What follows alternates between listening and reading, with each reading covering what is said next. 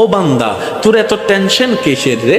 আমি আল্লাহ তো তোর জন্য আছি। সুবহানাল্লাহ, আমি আছি না তোর? আরে যার কেউ নাই তাই না টেনশন করে, যার টাকা নাই সে টাকা নিয়ে টেনশন করে, যার অভিভাবক নাই সে অভিভাবক নিয়ে টেনশন করে, যার মোবাইল নাই সে মোবাইল নিয়ে টেনশন করে। আরে আমি আল্লাহ তো আছি, তো আমি আল্লাহ তো আছি যিনি ইন্নাল্লাহ আলা কুল্লি শাইইন কাদির। আমি আল্লাহ রহমান তো আছি, আমি রহিম তো আছি, আমি গফফার তো আছি, আমি সত্তার তো আছি। সুবহানাল্লাহ, আমি গফফার তো আছি, আমি রাজ্জাক তো আছি। আরে আমি থাকতে তোর টেনশন কি? বান্দা বলে যে কথা তো ঠিক, যার নাই সে এনে টেনশন করে।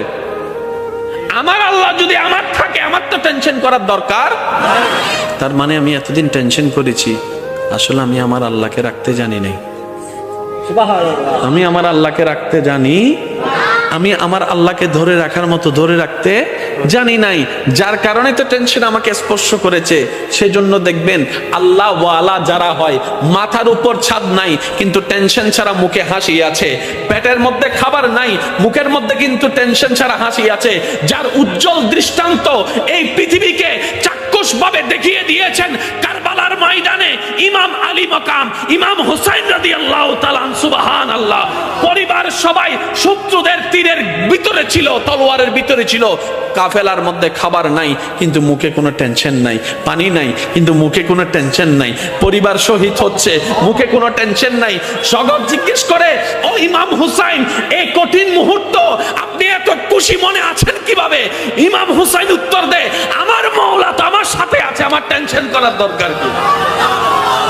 বান্দারে, তোমার অন্তর যখন ব্যতীত হয়ে যায়, উপশম করার মতো কেউ থাকে না।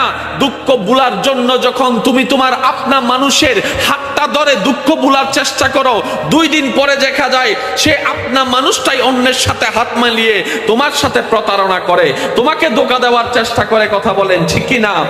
বান্দারে, তুমি যখন অশ্রুসিক্ত নয়নে কান্না করতে থাকো, কার জন্য কি করেছি, কে আমার জন্য কি করেছে, সেই হিসাব মিলাতে মিলাতে বান্দা একবার দেখো না আমি রবের দিকে। সুবহানাল্লাহ, একবার তাকাও তোমার মনের চোখ দিয়ে আমি রবের দিকে।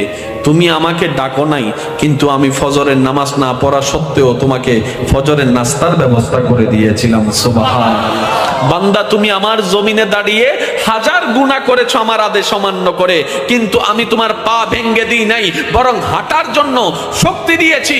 বান্দারে, তোমার প্রতিটা মুহূর্তে কেউ তোমার খেয়াল রাখে নাই, আমি রহমানের রহমত তোমার খেয়াল রেখেছে।